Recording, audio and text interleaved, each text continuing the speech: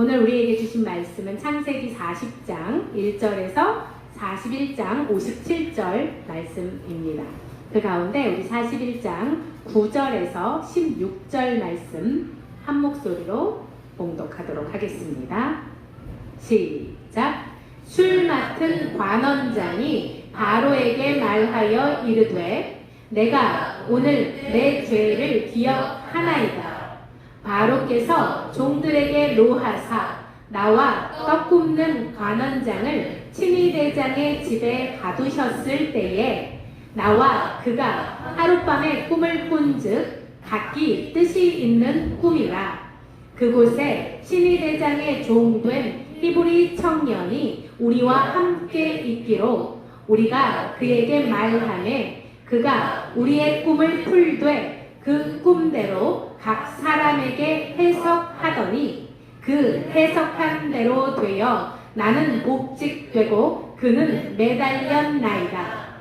이에 바로가 사람을 보내어 요셉을 부르매 그들이 급히 그를 옥에서 내놓은지라. 요셉이 곧 수염을 깎고 그의 옷을 갈아입고 바로에게 들어가니 바로가 요셉에게 이르되 내가 한 꿈을 꾸었으나 그것을 해석하는 자가 없더니 들은즉 너는 꿈을 들으면 능히 푼다 하더라. 요셉이 바로에게 대답하여 이르되 내가 아니라 하나님께서 바로에게 편안한 대답을 하시리이다. 아멘. 오늘은 하나님의 꿈, 나의 비전이라는 말씀으로 박철수 목사님께서 말씀 전해주시겠습니다. 보통 꿈쟁이 요셉 그러는데 성경에서 꿈꾸는 자가 두 사람 있어요. 대표적으로 요셉이 있고 또 누가 있나요? 다니엘도 꿈꾸는 자였죠. 근데 요셉이나 다니엘을 보면은 어떤 자였다? 하나님이 함께 하시는 자였다. 형통이 뭐라고 그랬나요? 하나님이 함께 하시면 형통하다. 그러니까 형통은 내가 노력해서 되는 게 아니고 하나님이 함께 하시면 형통한 거다. 그래서 하나님이 함께 하신 그 결과가 어떻게 나타나나요? 순종으로 나타나죠. 하나님 함께 하시는데 딴짓 못 하잖아요. 그러면은 하나님 앞에서의 삶, 호람되어의 삶을 살 수가 있다. 그런 자가 형통하다. 그러면 그 형통한 게 나에서 그칠까요? 형통한 자를 보죠. 보는 사람이 있습니다. 그러면은 저 사람이 형통하구나. 하나님이 함께 하시고 그러면은 그 보는 사람이 모여들겠죠. 그러면은 그 형통한 자와 함께 있는 사람들이 하나님의 형통을 나눠 받습니다. 그런데 하나님이 형통하게 하신 자와 함께 있더라도 그걸 알더라도 형통을 나눠받는 자가 있고 나눠받지 못하는 자가 있다. 이렇게 말씀하십니다. 형통한 자의 형통을 나눠주시는 것 왜 그럴까요? 형통한 자를 위해서. 그러니까 보면은 보디발이 요셉의 형통함을 나눠받았고요. 간수장이 요셉의 형통함을 나눠받았어요. 왜? 요셉을 위해서. 결국은 형통한 자와 함께 있는 자들이 형통을 나눠받는 이유는 형통한 자를 위해서입니다. 반대로 형통한 자와 함께 있더라도 형통을 나눠받지 못하는 사람이 있습니다. 대표적으로 보디발의 아내. 왜요? 요셉을 유혹했습니다. 그래서 요셉이 형통한 사람이고 하나님과 함께하는 자임을 알았음에도 눈으로 목격했음에도 보디발의 아내는 형통에서 벗어났습니다. 형통에 참여하지 못했죠. 음행이라는 걸 성경에서는 아주 중요시합니다. 모든 다른 죄들은 내 몸 밖에서 짓는 죄다. 그런데 유일하게 음행은 내 몸 안에서 짓는 죄다. 내 몸에 짓는 죄다. 그래서 성경은 음행을 우상 숭배하고 동일시합니다. 왜 그럴까요? 내 몸은 내게 아니고 하나님의 성전이다. 그죠? 성령이 거하는 곳이 내 몸이다. 그러니까 음행한다는 이야기는 결국은 하나님의 성전을 더럽히는 거죠. 그래서 우상 숭배하고 동일시합니다. 우상 숭배하는 자는 하나님의 나라의 기업을 얻지 못한다.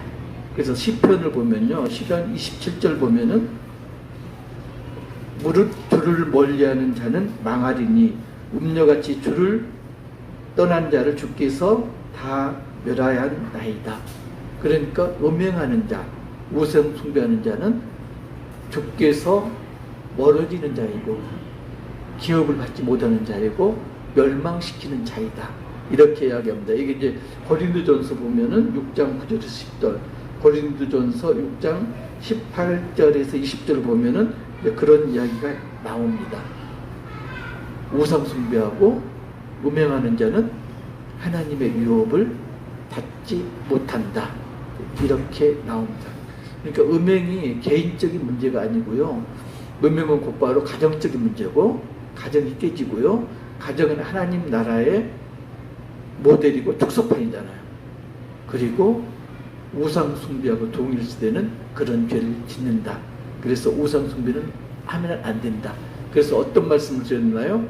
유혹이 올 때는 그걸 내가 이겨내려고 노력하지 말고 피하는 게 방책이다. 유혹은 이기는 게 아니고 피하는 거다.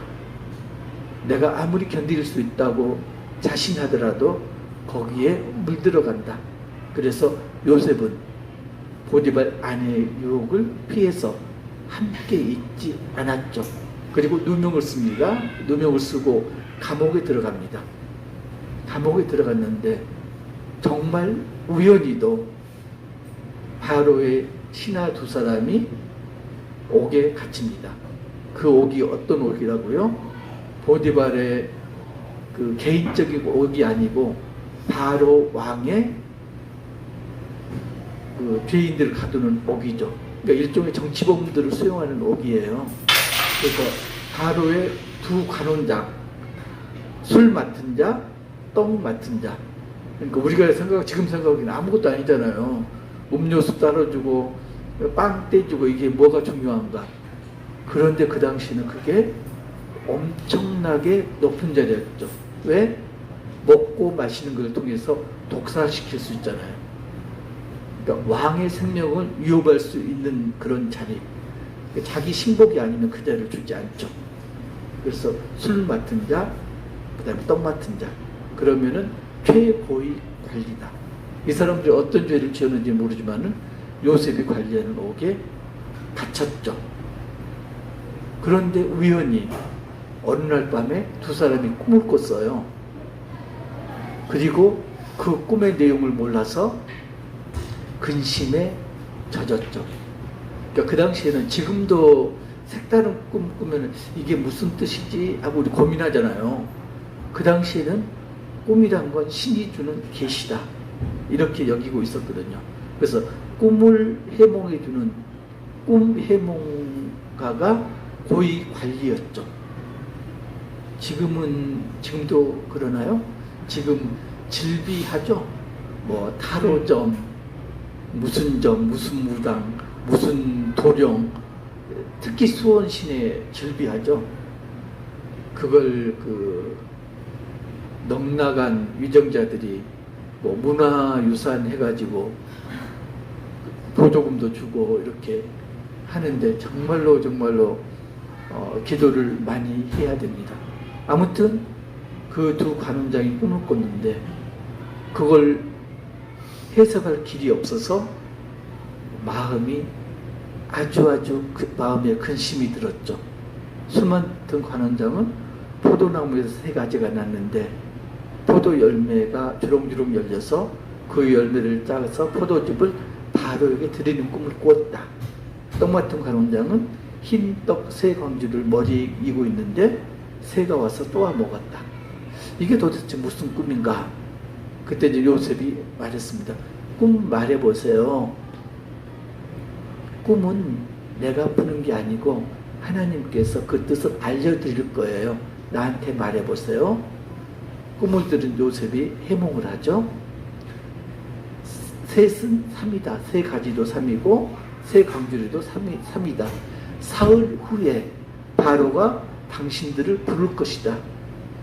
그래서 술 맡은 관원장은 복직이 될 것이고, 그리고 떡 맡은 관원장은 나무에 매달려서 새들이 머리를 쪼아먹을 것이다. 이렇게 해몽을 합니다. 사흘 뒤가 무슨 날이었나요? 바로의 생일. 바로가 두 관원을 불렀습니다. 그리고 요셉의 해몽대로 술 맡은 관원장은 복직이 됐고, 떡 맡은 관원장은 어떻게 됐나요? 나무에 매달려서 처형됐습니다. 사람이요, 화장실 갈 때 마음하고 나올 때 마음하고 완전히 달라요. 그죠? 요셉이 부탁을 했잖아요. 술 맡은 관원장에게. 당신이 나가서 내가 해몽한 대로 복직이 되면은 내 억울함을 좀 풀어주세요. 나는 아무 죄 없이 옥에 갇혔습니다. 나 좀 꺼내주세요. 분명히 부탁을 했거든요. 술 맡은 관원장이 복직됐는데 까맣게 잃어먹은 거죠. 까맣게 잊고 1년이 지나고 2년이 지났습니다. 어느 날 바로가 꿈을 꿨습니다. 꿈을 꿨는데 첫 번째 꿈, 나일강, 그러니까 소들이 더울 때 물속에 잘 들어가요. 그래서 나일강에서 7마리 살찐 암소, 아름답고 살찐 암소가 나와 있는데, 뒤이어서 동풍에 마른 듯한 야이고 파리한 그런 암소 7마리가 나와서 살찐 암소 7마리를 잡아먹었다. 그래서 꿈에서 깨어서 이게 무슨 징조인가 고민하다가 잠이 들었는데도 꿈을 꿨다.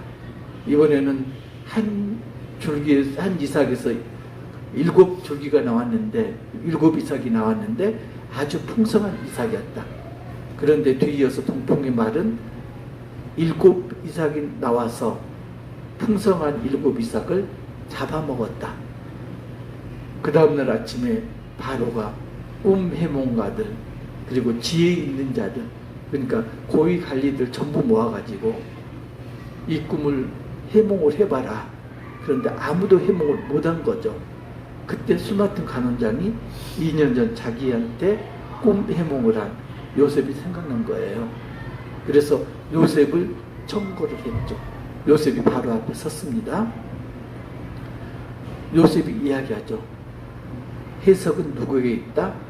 나에게 있지 않고 하나님께 있다. 그래서 그 두 꿈은 두 개가 아니라 하나다. 하나님께서 똑같은 꿈을 거듭 꾸게 하신 것은 하나님이 정하신 일을 시급하게 행하신다는 징조다. 7이라는 숫자, 7마리의 암소, 7이삭은 7년을 뜻한다. 살찐 암소, 풍성한 이삭은 풍년을 뜻한다. 반대로 파리한 암소, 그리고 여인 이삭은 흉년을 뜻한다. 그러니까 7년의 풍년이 있을 것이고 곧바로 뒤이어서 7년의 흉년이 있을 것이다. 이걸 하나님께서 속히 행하시겠다는 그 징조를 꿈으로 보여주신 거다. 지금부터 바로 왕은 지혜로운 사람을 택하셔서 흉년에 대비해야 된다.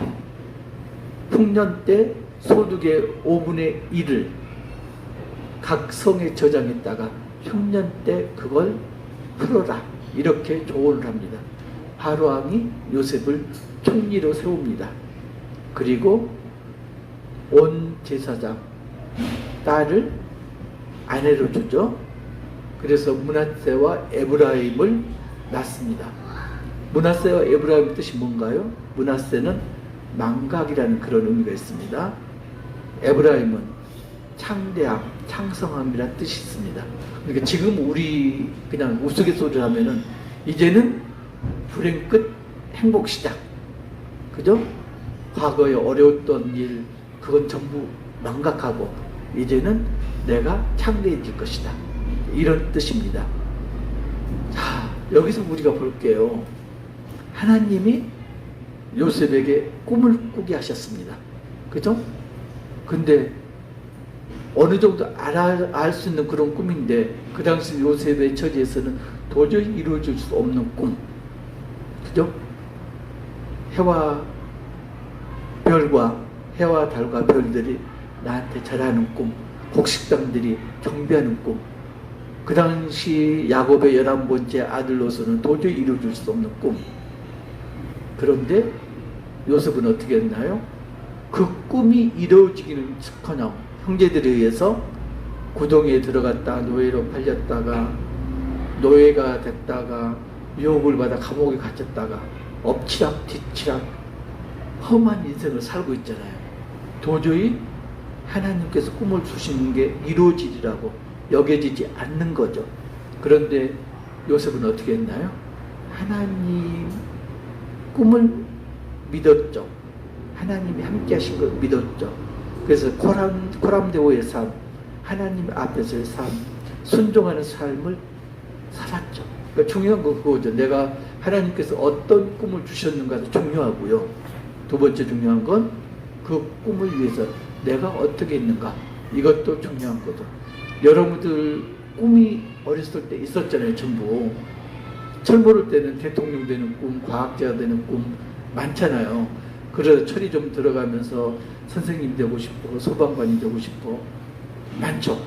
저도 어렸을 때 들은 분들 많죠. 꿈이 있었어요. 저도 꿈이 있었던 사람이에요. 꿈이 있었어요. 꿈이 그 한 개가 아니고 두 개가 있었어요.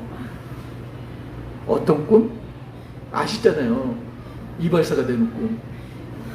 그 짜장면집 사장이 되는 꿈.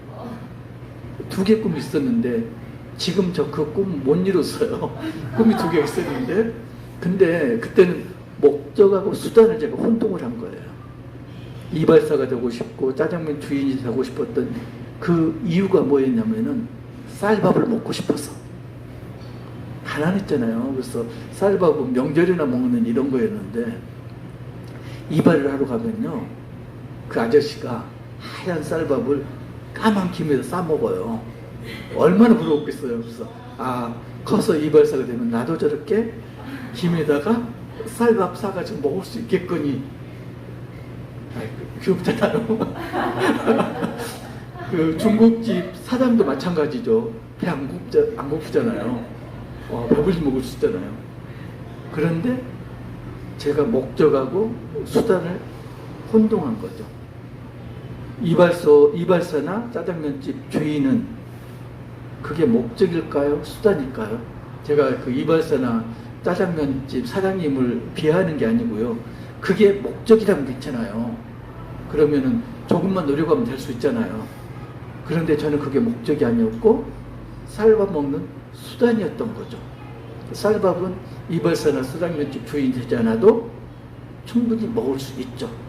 그러니까 우리가 알아야 될 게 하나님이 나한테 꿈을 주셨는데 그게 내가 수단으로 여기고 있는가, 목적으로 생각하고 있는가, 이걸 구별해야 된다는 거죠. 하나님이 꿈을 주셨는데, 자, 이제 이게 사전적 의미가 또 나와요. 꿈하고 비전하고 같은 듯 하면서도 다릅니다.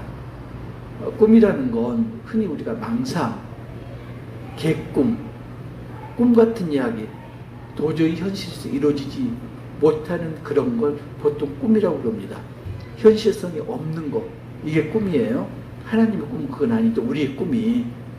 비전은 뭔가요? 비전은 그 꿈을 바탕으로 실현 가능하게 만드는 구체적인 그런 생각, 일종의 청사진이 비전이죠.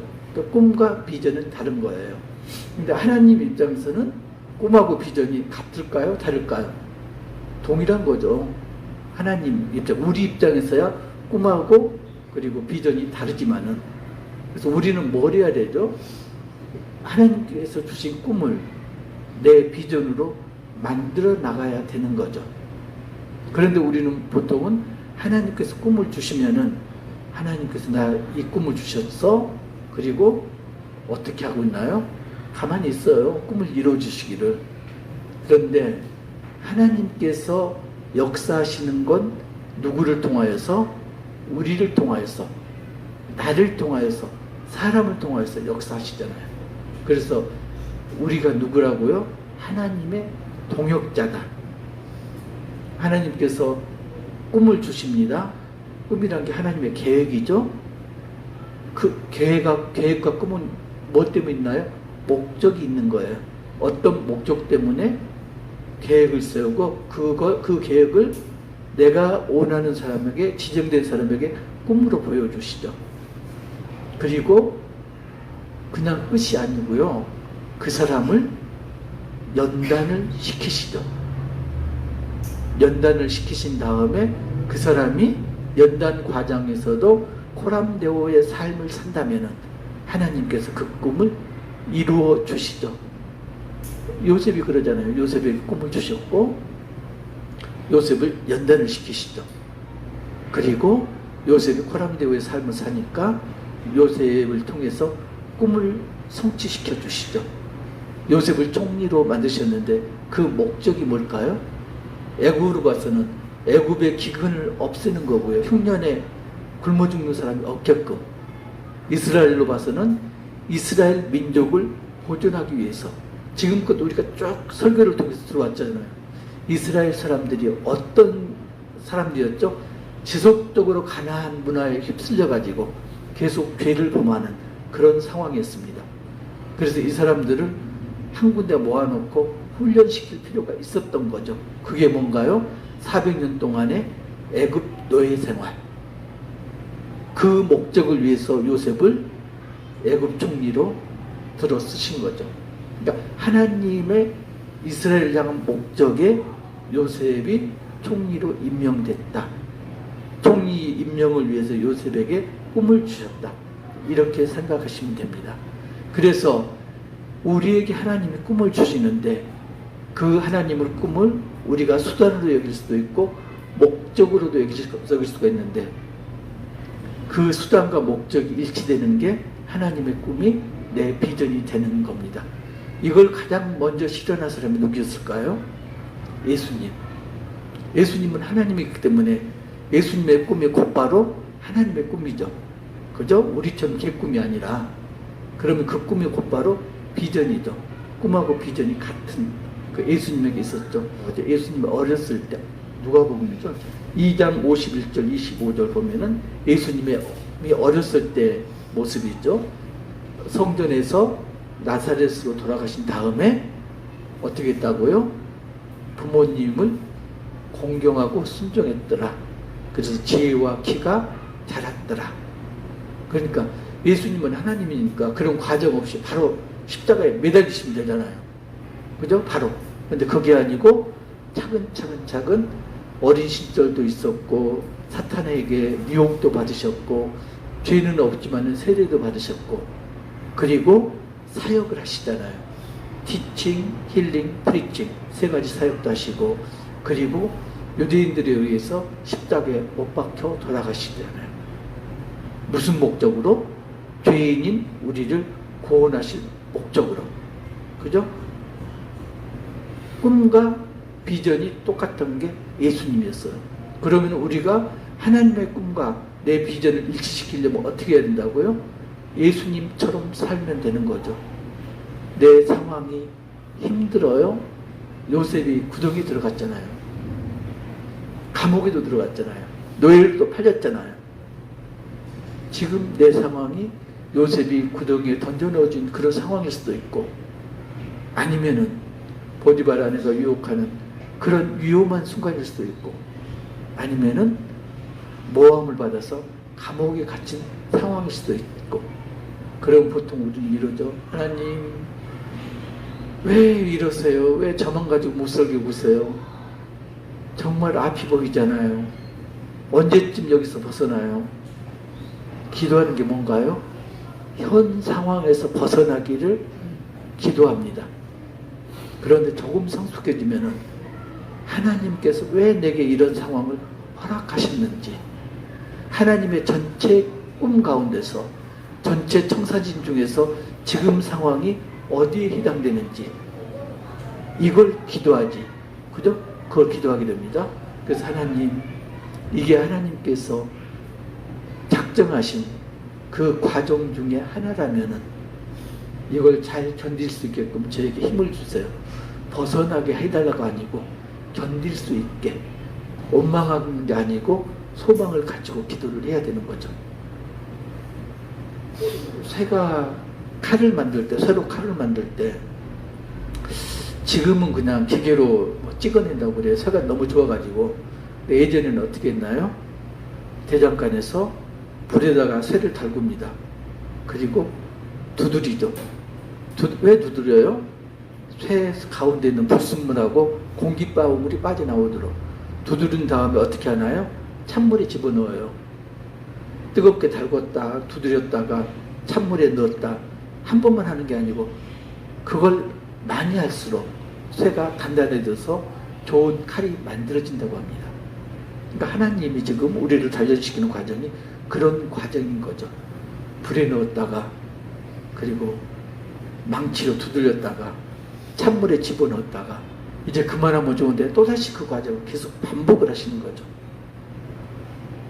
사울과 다윗을 보면은 하나님의 꿈과 내 비전이 일치되고 일치되지 않는 게 얼마나 차이가 있는 걸 우리가 알 수가 있습니다. 인간적인 눈으로 보면은 누가 나쁜 놈이에요? 사울이 나쁜 놈이에요? 다윗이 놈이라고 하면 안 되고 사울이 나쁜 사람이에요? 다윗이 나쁜 사람이에요? 사울이 무슨 잘못을 했는데요? 사울 크게 잘못한 거 없어요. 인간적으로 보면은 다윗은 밧세바 간음했잖아요. 그리고 밧세바 남편 우리아를 죽이잖아요. 간음하고 살인한 사람이에요. 다윗은. 그러니까 우리 눈으로 보면은 다윗이 정말로 나쁜 사람이에요. 사울은 다윗에 비하면은 나쁘지 않아요. 그런데 하나님께서는 사울은 왕에서 제외하고 다윗을 기름 부어서 왕으로 삼으시죠. 그 기준이 뭐였나요? 사울이 어떻게 했나요? 왕이 돼가지고 전쟁을 하는데 아말렉하고 전쟁을 하는데 전쟁에서 이겼어요. 그래서 아말렉 왕을 포로로 잡고 그리고 좋은 짐승을 남겨뒀어요. 사무엘이 그걸 책망을 합니다. 하나님께서 분명히 아말렉을 진멸해라. 짐승까지도 전부 죽여라 그랬거든요. 사울이 변명을 뭐라고 하나요? 좋은 짐승으로 하나님께 제사 드리려고 그랬습니다. 하나님이 뭐라고 하시죠? 순종이 제사보다 낫다. 사울이 한 건 뭐였나요? 인간적인 눈으로 볼 때는 얼마나 경제적이에요. 기왕 좋은 짐승이 있는데 바로 뒤이어서 제사를 지내야 되는데 짐승 살 필요 없이 연약한 걸로 지내면 되잖아요.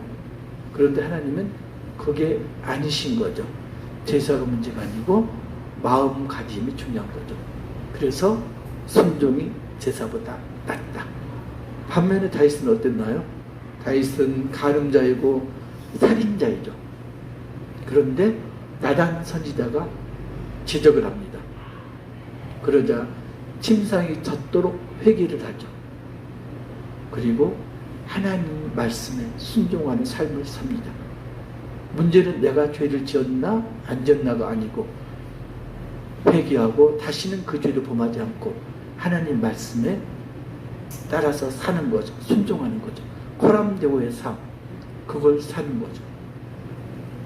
저도 보면은 하나님께서 나를 왜 이런 걸 시키시나 이렇게 원망까지는 아니고 아주 이상하게 그렇게 느꼈던 적이 꽤 많아요. 근데 나중에 보니까 그게 이해가 되더라고요. 잘 사는데 뜬금없이 작가, 어렸을 때 꿈이 작가였거든요. 아까 그 이발사는 초등학교 3학년 이전이고 그 다음에 초등학교 9학년 때는 작가가 되는 게 꿈이었고요.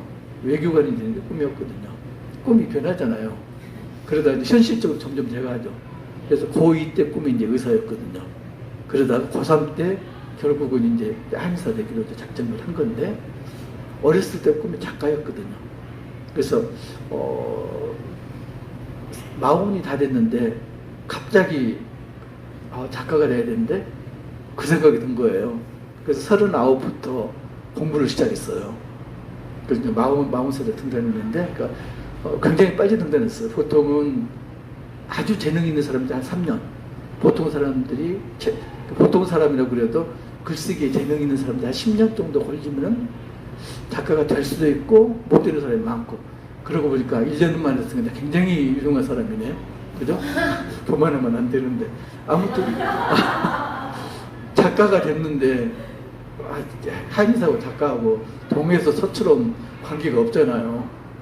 그런데 50이 넘었는데 갑자기 교육대학원으로 보내시는 거예요.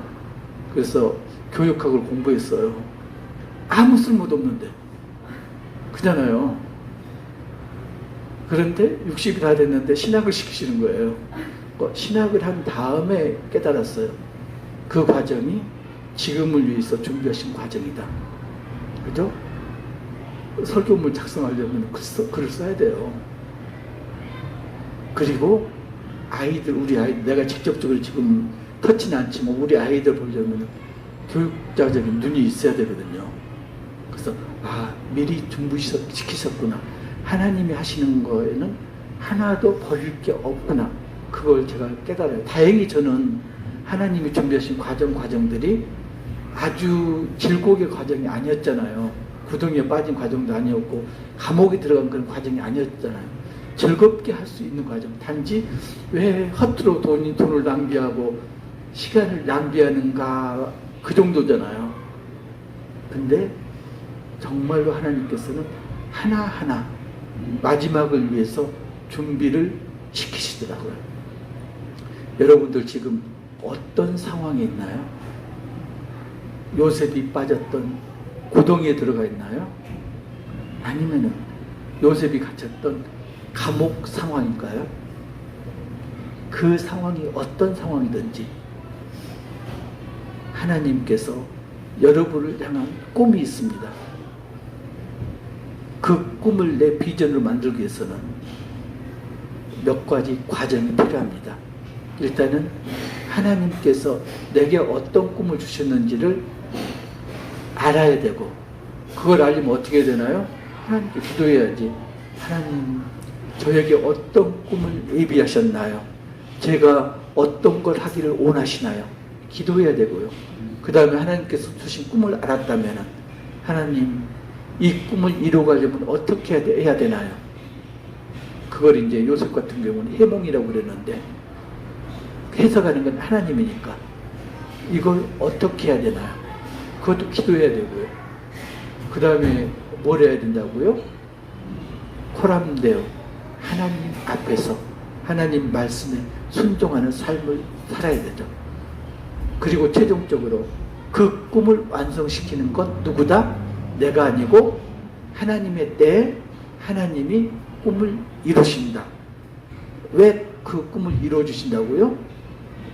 하나님 목적을 위해서. 그 목적까지는 우리가 모를 수가 있습니다. 그런데 하나님이 이루어지신 그 꿈을 우리가 하나님 목적이 아니라 내 수단을 위해서 사용해서는 안 되는 거죠. 그게 나왔죠. 대표 기도 중에 정말로 가슴 아픈 이야기 나왔죠. 목회자들이, 이 땅의 목회자들이 바로 서야 되는데 바로 서지 못한 목회자들, 하나님께서 목회자들을 왜 세우셨나요? 목적이 있지 않습니까? 죄인들을 선한 길로 인도하라고 목회자를 세웠는데 자기 수단을 위해서 지금 자기 지위를 사용하는 거죠. 하나님의 꿈을 지금 방해를 하고 있는 거죠. 하나님 목적을 이루어질 수 없게끔 방해를 하는 거죠. 그러면 어떻게 한다고요? 아무리 목사라고 하지만은 형통의 길에서 벗어나는 거죠. 형통할 수가 없는 거죠. 입으로는 하나님께서 나와 함께 하시다, 나는 형통한 자를 외치지만은 하나님께서 함께 하실 수가 없는 거죠. 정말로 코람데오의 삶, 하나님 앞에서의 삶을 산다면 목회자들이 그렇게 살아서는 안 되는 거죠. 그렇게는 여러분들이 가로 안에 넣고 생각을 하십시오.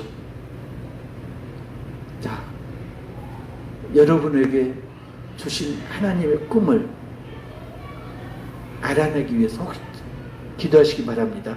그 꿈을 아셨거나 또는 알아내셨다면 그 꿈이 이루어지는 걸 어떻게 하면 이루어지는지, 어떻게 이루는 게 하나님의 뜻인지를 기도하시기 바랍니다. 그리고 그 꿈을 위해서, 그 하나님의 꿈을 위해서 코람데오의 삶, 하나님 앞에서 순종하는 삶을 사시기를 주님의 이름으로 축복합니다.